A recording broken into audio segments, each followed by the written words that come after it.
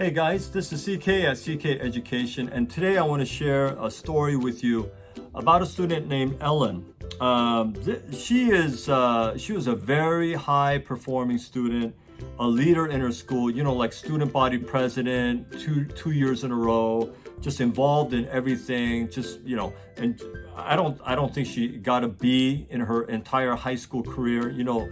She was one of those kids, and she did very well. She had high academic goals, and she knew what she wanted to do in her career, and she knew what college she wanted to go to. I mean, she was one of those kids whom, you're like, oh, she got it all figured out. Or at least it seems like they do. They got it all figured out. And her dad was also in academics, and came from an academic family. I mean, you see kids like that. And when she started out with me, she started out pretty high as well. Her starting score was 1410. She came to me at 1410 and wanted to raise her score. So reading and writing, she started out with 720. Math, she started out at 690. So again, 1410. And after only 23 classes, that's about 35 hours of class time, her reading and writing went to 750. She got a 30-point increase there. Her math, she got a 750, which was a 60-point increase. So she ended up with a total score of 1500, which was a 90-point increase. And she was very happy about that. She wanted to get 1500. She got into the university she wanted to get into. She got some scholarships, and she's doing very well. However, what I want to share with you about her is that, and I'm sure that she'll be fine. I hope so. And I told her about this, is that your success in your career won't necessarily correlate to your success in academics. Doing really well in school doesn't mean that you'll necessarily do really well in the real world, in your career. Now, it's not to say you won't. But I'm just saying there's really no correlation there. Doing really well in school means you'll do really well in your career. That's just not true, okay? Going to the best schools means that you'll get the best jobs when you graduate. Just not true. So there's no correlation like that.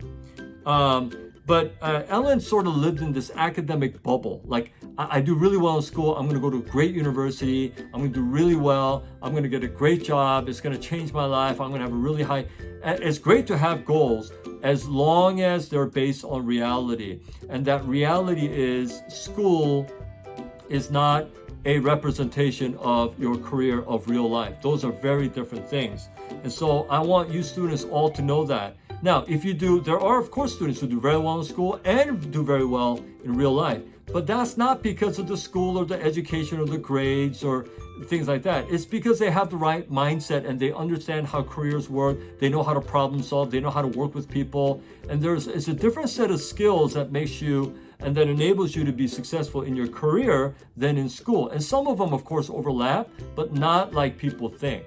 And so it's very important. Now, it goes the other way as well. I've seen plenty of people, in real life who are very successful. They have great jobs, they have great families, they have great businesses, they make a lot of income, they're very happy in what they're doing and find a lot of meaning in life and so forth.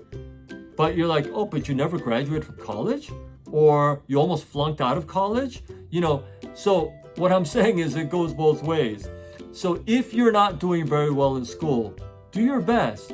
But understand that doesn't necessarily have to mean you have a terrible career. In fact, it doesn't mean that at all. So be encouraged that you can still have a great career. If you're doing really well in school, like Ellen did, awesome.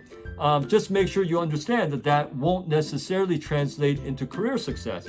But it doesn't mean it doesn't have to. Okay, you can still be, successful in your career, but in your career, it's going to be a different thing. What I find is sometimes that kids who do really, really well in school, they think that they paid their dues. Like, I went to college, I did really well, and so now I'm sort of entitled. I deserve to get a great job. I deserve to get a lot of offers. I deserve to do well in my career, and people pay me a lot of money. Well, that's not really how it works. When you go out into the real world, you reset and you start out at zero, and you have to work very, very hard, just like your first year in college, just like your first year in high school. You got to work very hard to learn the new system, the new program, the new company, business, whatever it is, and you have to become a master at that. You have to be very good at that. You have to be a very good problem solver. You have to be very goal and detail oriented. You have to work well with people, and on and on. So you have to have these skills that will make you successful in your career that you may not necessarily may have had in school. And so the best of all worlds is, of course, you do well in school and you do well in your career. But